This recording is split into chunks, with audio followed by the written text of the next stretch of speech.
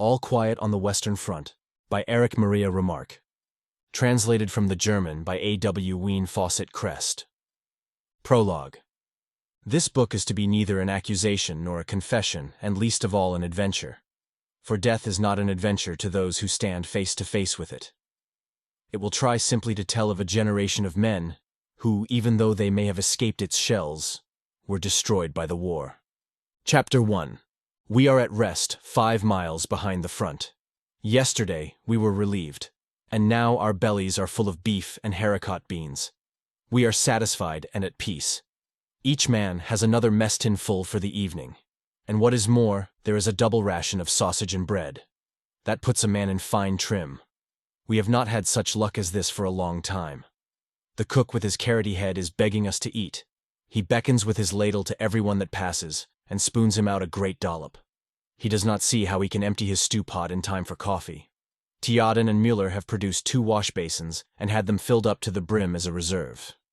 In Theoden this is veracity, in Mueller it is foresight. Where Theoden puts it all is a mystery, for he is and always will be as thin as a rake. What's more important still is the issue of a double ration of smokes. 10 cigars, 20 cigarettes, and 2 quids of chew per man. Now that is decent. I have exchanged my chewing tobacco with Kaczynski for his cigarettes, which means I have 40 altogether. That's enough for a day. It is true we have no right to this windfall. The Prussian is not so generous. We have only a miscalculation to thank for it. 14 days ago we had to go up and relieve the front line. It was fairly quiet on our sector, so the quartermaster who remained in the rear had requisitioned the usual quantity of rations and provided for the full company of 150 men. But on the last day, an astonishing number of English heavies opened up on us with high explosive, drumming ceaselessly on our position, so that we suffered severely and came back only 80 strong. Last night we moved back and settled down to get a good sleep for once. Kaczynski is right when he says it would not be such a bad war if only one could get a little more sleep. In the line we have had next to none, and 14 days is a long time at one stretch. It was noon before the first of us crawled out of our quarters. Half an hour later, every man had his mess tin, and we gathered at the cookhouse, which smelt greasy and nourishing. At the head of the queue, of course, were the hungriest. Little Albert Kropp, the clearest thinker among us, and therefore only a lance corporal. Mueller, who still carries his school textbooks with him, dreams of examinations, and during a bombardment mutters propositions in physics. Lear, who wears a full beard and has a preference for the girls from officers' brothels. He swears that they are obliged by an army order to wear silk chemises and to bathe before entertaining guests of the rank of captain and upwards. And as the 4th, myself, Paul Baumer. And 4 are 19 years of age, and all 4 joined up from the same class as volunteers for the war. Close behind us were our friends, Chaden, a skinny locksmith of our own age, the biggest eater of the company. He sits down to eat as thin as a grasshopper and gets up as big as a bug in the family way. High Westus, of the same age, a peat digger who can easily hold a ration loaf in his hand and say, "Guess what I've got in my fist?" Then Deteering, a peasant who thinks of nothing but his farmyard and his wife. And finally, Stanislaus Kaczynski, the leader of our group, shrewd, cunning, and hard-bitten, 40 years of age, with a face of the soil, blue eyes, bent shoulders, and a remarkable nose for dirty weather, good food, and soft jobs. Our gang formed the head of the queue before the cookhouse. We were growing impatient, for the cook paid no attention to us. Finally Kaczynski called to him. "Say, Heinrich, open up the soup kitchen. Anyone can see the beans are done." He shook his head sleepily. "You must all be there first." Theoden grinned. "We are all here." The sergeant cook still took no notice. "That may do for you," he said. "But where are the others?" "They won't be fed by you today. They're either in the dressing station or pushing up daisies." The cook was quite disconcerted as the facts dawned on him. He was staggered. "And I have cooked for 150 men." Kropp poked him in the ribs. "Then for once we'll have enough. Come on, begin." Suddenly, a vision came over Chaden. His sharp, mousy features began to shine. His eyes grew small with cunning. His jaws twitched. and he whispered hoarsely, "Man, then you've got bread for 150 men too, eh?" The sergeant cook nodded absent-minded and bewildered. Jaden seized him by the tunic. "And sausage?" Ginger nodded again. Jaden's chaps quivered. "Tobacco too?" "Yes, everything." Jaden beamed. "What a bean feast. That's all for us. Each man gets, wait a bit, yes, practically 2 issues. Then Ginger stirred himself and said, "That won't do." We got excited and began to crowd around. "Why won't that do, you old carrot?" demanded Kaczynski. 80 men can't have what is meant for 150. "We'll soon show you," growled Muller. "I don't care about the stew, but I can only issue rations for 80 men, persisted Ginger. Kaczynski got angry. "You might be generous for once. You haven't drawn food for 80 men. You've drawn it for the 2nd company. Good. Let's have it then. We are the 2nd company." We began to jostle the fellow. No one felt kindly toward him, for it was his fault that the food often came up to us in the line too late and cold. Under shell fire, he wouldn't bring his kitchen up near enough, so that our soup carriers had to go much farther than those of the other companies. Now Bulka of the 1st company is a much better fellow.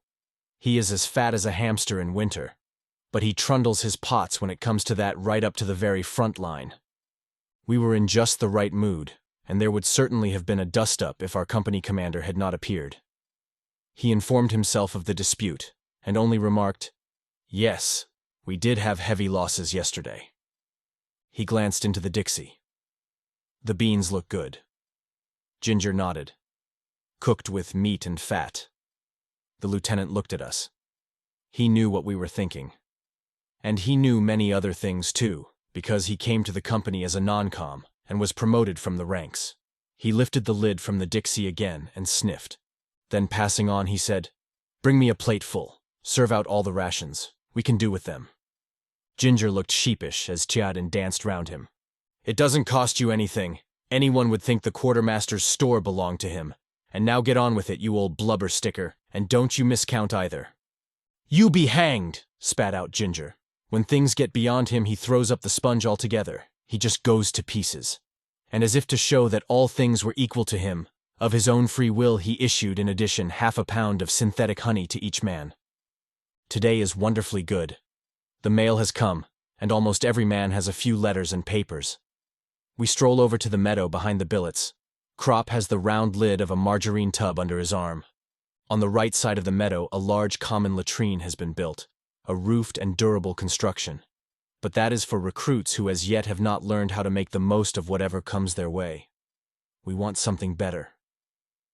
Scattered about everywhere, there are separate individual boxes for the same purpose. They are square, neat boxes with wooden sides all round, and have unimpeachably satisfactory seats. On the sides are hand grips enabling one to shift them about.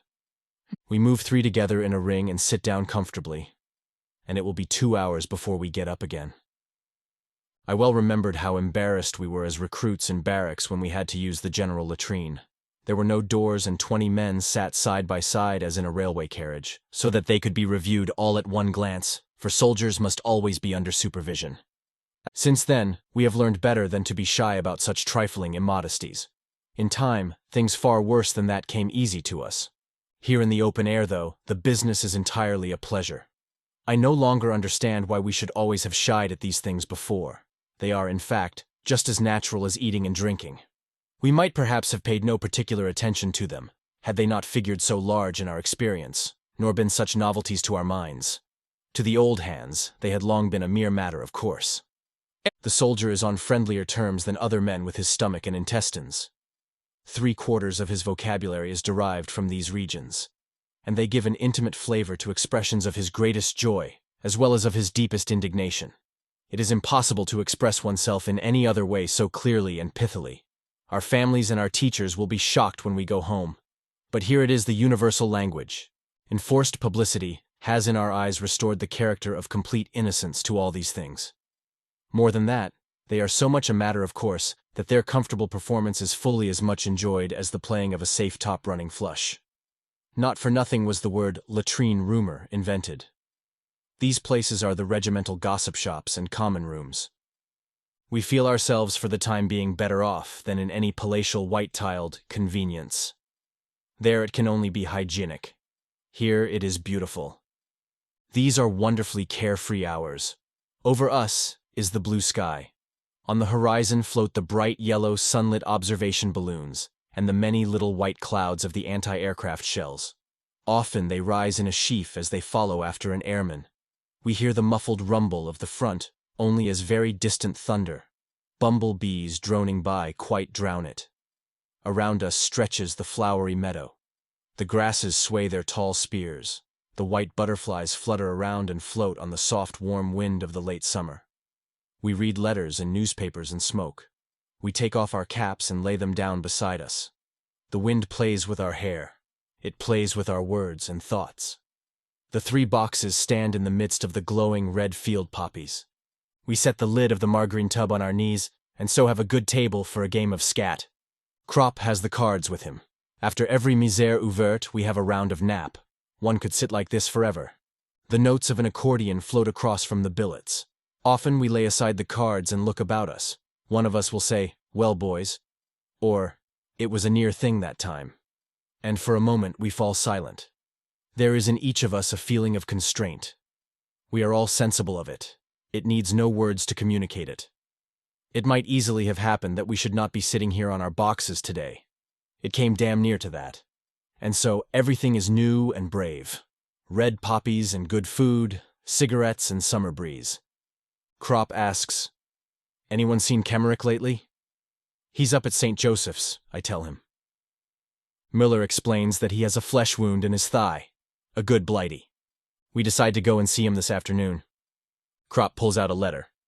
"Kantorek sends you all his best wishes." We laugh.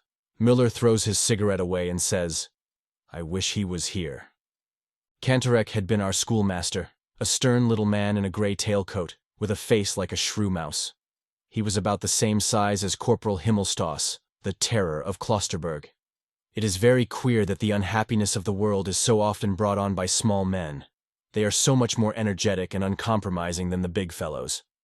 I have always taken good care to keep out of sections with small company commanders. They are mostly confounded little martinets. During drill time, Kantorek gave us long lectures until the whole of our class went, under his shepherding, to the district commandant and volunteered. I can see him now, as he used to glare at us through his spectacles and say in a moving voice, "Won't you join up, comrades?" These teachers always carry their feelings ready in their waistcoat pockets and trot them out by the hour. But we didn't think of that then. There was, indeed, one of us who hesitated and did not want to fall into line. That was Joseph Boehm, a plump, homely fellow. But he did allow himself to be persuaded. Otherwise he would have been ostracized, and perhaps more of us thought as he did. But no one could very well stand out, because at that time, even one's parents were ready with the word coward. No one had the vaguest idea what we were in for. The wisest were just the poor and simple people. They knew the war to be a misfortune, whereas those who were better off, and should have been able to see more clearly what the consequences would be, were beside themselves with joy. Kaczynski said that was a result of their upbringing. It made them stupid. And what Kat said he had thought about. Strange to say, Boehm was one of the first to fall. He got hit in the eye during an attack, and we left him lying for dead. We couldn't bring him with us, because we had to come back helter-skelter. In the afternoon, suddenly we heard him call, and saw him crawling about in no man's land. He had only been knocked unconscious. Because he could not see, and was mad with pain, he failed to keep under cover, and so was shot down before anyone could go and fetch him in. Naturally, we couldn't blame Kantorek for this. Where would the world be if one brought every man to book? There were thousands of Kantoreks, all of whom were convinced that they were acting for the best, in a way that cost them nothing, and that is why they let us down so badly. For us lads of 18, they ought to have been mediators and guides to the world of maturity, the world of work, of duty, of culture, of progress, to the future. We often made fun of them and played jokes on them, but in our hearts, we trusted them. The idea of authority, which they represented, was associated in our minds with a greater insight and a more humane wisdom. But the first death we saw shattered this belief. We had to recognize that our generation was more to be trusted than theirs. They surpassed us only in phrases and in cleverness. The first bombardment showed us our mistake, and under it the world as they had taught it to us broke in pieces. While they continued to write and talk, we saw the wounded and dying. While they taught that duty to one's country is the greatest thing, we already knew that death throes are stronger. But for all that we were no mutineers, no deserters, no cowards.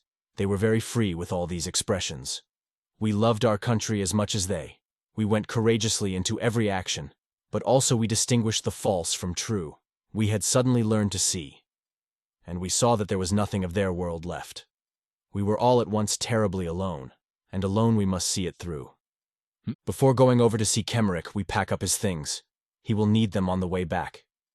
In the dressing station there is great activity.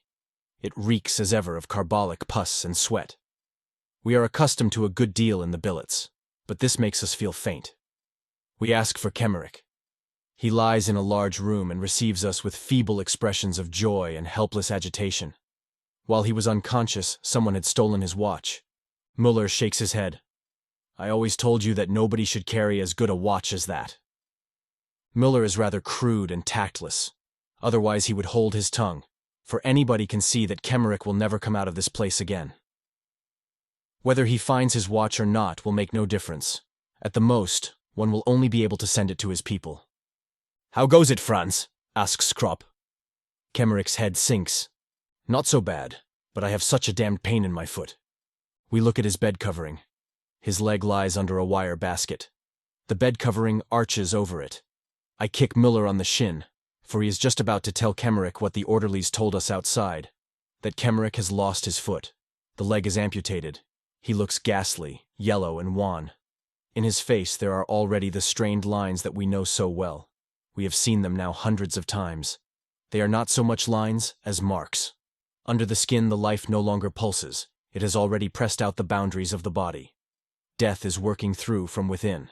It already has command in the eyes. Here lies our comrade, Remarque, who a little while ago was roasting horseflesh with us and squatting in the shell holes. He it is still, and yet it is not he any longer. His features have become uncertain and faint, like a photographic plate from which two pictures have been taken. Even his voice sounds like ashes. I think of the time when we went away. His mother, a good plump matron, brought him to the station. She wept continually. Her face was bloated and swollen. Remarque felt embarrassed, for she was the least composed of all. She simply dissolved into fat and water. Then she caught sight of me and took hold of my arm again and implored me to look after Franz out there. Indeed, he did have a face like a child, and such frail bones that after 4 weeks pack-carrying he already had flat feet. But how can a man look after anyone in the field? Now you will soon be going home, says Kropp. You would have had to wait at least 3 or 4 months for your leave. Remarque nods. I cannot bear to look at his hands. They are like wax. Under the nails is the dirt of the trenches. It shows through blue-black like poison. It strikes me that these nails will continue to grow like lean, fantastic cellar plants long after Remarque breathes no more. I see the picture before me. They twist themselves into corkscrews and grow, and with them the hair on the decaying skull, just like grass in a good soil. Just like grass. How can it be possible? Müller leans over. We have brought your things, Franz. Remarque signs with his hands. Put them under the bed. Müller does so. Remarque starts on again about the watch. How can one calm him without making him suspicious? Müller reappears with a pair of airman's boots. They are fine English boots of soft yellow leather which reach to the knees and lace up all the way. They are things to be coveted. Müller is delighted at the sight of them. He matches their soles against his own clumsy boots and says, Will you be taking them with you then, Franz? We all three have the same thought. Even if he should get better, he would be able to use only one. They are no use to him. But as things are now, it is a pity that they should stay here. The orderlies will of course grab them as soon as he is dead. Won't you leave them with us? Müller repeats. Remarque doesn't want to. They are his most prized possessions. Well, we could exchange, suggests Müller again. Out here one can make some use of them. Still, Remarque is not to be moved. I tread on Müller's foot. Reluctantly, he puts the fine boots back again under the bed. We talk a little more, and then take our leave. Cheerio, Franz. I promise him to come back in the morning. Müller talks of doing so too. He is thinking of the lace-up boots, and means to be on the spot. Kemmerich groans. He is feverish. We get hold of an orderly outside and ask him to give Kemmerich a dose of morphia. He refuses. If we were to give morphia to everyone, we would have to have tubs full. You only attend to officers properly, says Kropp viciously. I hastily intervene and give him a cigarette. He takes it. Are you usually allowed to give it then? I ask him. He is annoyed. If you don't think so, then why do you ask? I press a few more cigarettes into his hand. Do us the favor. Well, all right, he says. Kropp goes in with him. He doesn't trust him and wants to see. We wait outside. Müller returns to the subject of the boots. They would fit me perfectly. In these boots I get blister after blister. Do you think he will last till tomorrow after drill? If he passes out in the night, we know where the boots. Kropp returns. Do you think? He asks. Done for, says Müller emphatically. We go back to the huts. I think of the letter that I must write tomorrow to Kemmerich's mother. I am freezing. I could do with a tot of rum. Müller pulls up some grass and chews it. Suddenly little Kropp throws his cigarette away, stamps on it savagely, and looking around him with a broken and distracted face, stammers, Damned shit, the damned shit. We walk on for a long time. Kropp has calmed himself. We understand. He saw red. Out here every man gets like that sometime. What has Kantorek written to you? Müller asks him. He laughs. We are the Iron Youth. We all three smile bitterly. Kropp rails. He is glad that he can speak. Yes, that's the way they think, these 100,000 Kantoreks. Iron Youth. Youth. We are none of us more than 20 years old. But young? Youth? That is long ago. We are old folk. This concludes the first part of 16 total of All Quiet on the Western Front by E.M. Remarque, produced by Best Audiobooks for free.